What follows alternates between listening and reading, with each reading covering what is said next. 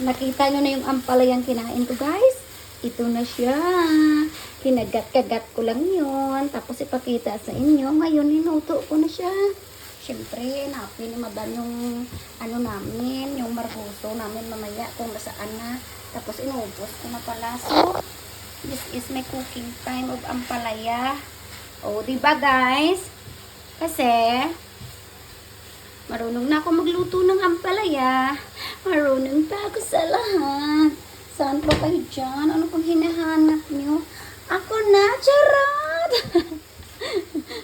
So guys, kagagaling lang namin ng kagagaling lang namin ng school. So nagluto na naman ako kasi, charot! Paso yung mukha ko, parang video-video lang. O, diba? Parang may mapanood kayong video-video ko. Ay, kayong mga, huwag nyo na akong i-bash dyan. Kung i-bash nyo man ako, okay lang. Sabihin ko na lang sa inyo, bash nyo ko dati, pang almusal ko yan. Ngayon, pang himagas ko na yung binabash nyo sa akin. Ayan, o, diba? Sarap-sarap. Sarap-sarap nito. Green na green. Pulang-pula, tapos green na green pa. O, diba? Sarap-sarap ng niluluto ko. Ito tapos, tulot mag-in. Ayan. Lalagyan ko na siya ng konting asin kasi hindi pwede na maraming asin. At syempre, maalat yan niya. So, kasi gusto ko ng masalap-salap. So, lagyan natin siya ng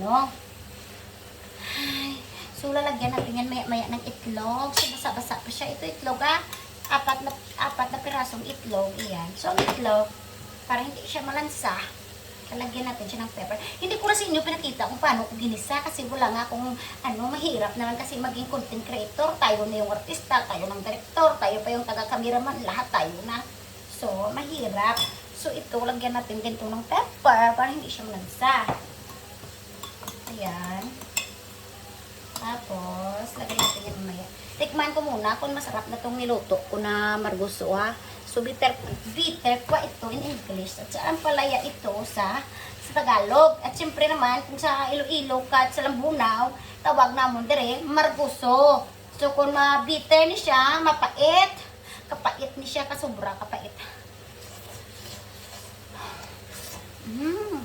Very delicious, yeah. I didn't feel very bitter.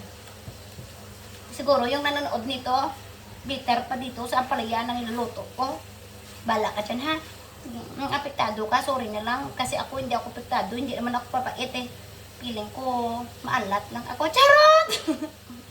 Joke lang.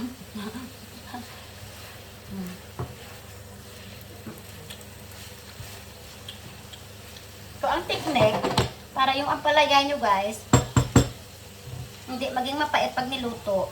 Ako kasing ginawa ko, guys, binabad ko yan sa tubig na may asin, tapos babanlawan. Huwag nyo nang pigain yan, ganyan na lang siya. Parinse nyo lang siya tapos para makatulo. Tapos yun na yun. Tapos, pag nagluto kayo, pag yung i-mix, huwag nyo haluin na haluin. Kasi ako pag nagluto, mas gusto ko yung half cook. Kasi mas masarap pag half cook. So, syempre, dahil dito sa Hong Kong, ang nilalagay lang namin dito ay kunting asukal. Tapos ito parang hindi pa masyadong soapy. Hindi pa siya masyadong maalat. So, para wala atang nahulog kanina. Ayan. So, ito lalagyan ko rin siya ng asin kasi wala atang lasa eh. Ayan. Para magkalasa na siya. Tapos ilalagay natin yung itlog. So, this is my finished product soon. So, wait lang, titikman ko ulit yung ampalaya at baka sobrang hilaw ito at baka hindi na makain ng aking kasama. Wait lang, wait lang. Titikman ko muna kung namit man to or hindi. Manamit, good man. Ito. Matamis, mamalasay. Ang kamatis, nadunok na. So, it means, hindi perfect. Ngamet.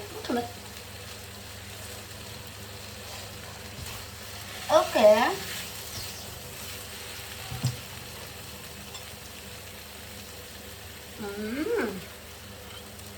Ilagay natin ang itlog. Kaya ito yung sarap. Tapos, ganituhin lang natin, guys. Tapos, hintayin natin maluto. Yan. So, for today's video, I got yummy margoso! Yan, guys. So, margoso natin, guys. So, this is ampalaya. So, mas gusto kong nakaganito siya, guys. Kasi para lahat, meron. This is it na. Perfect. O, diba? Buwa pa akong video. That's for today's video. Thank you for watching. Bye-bye!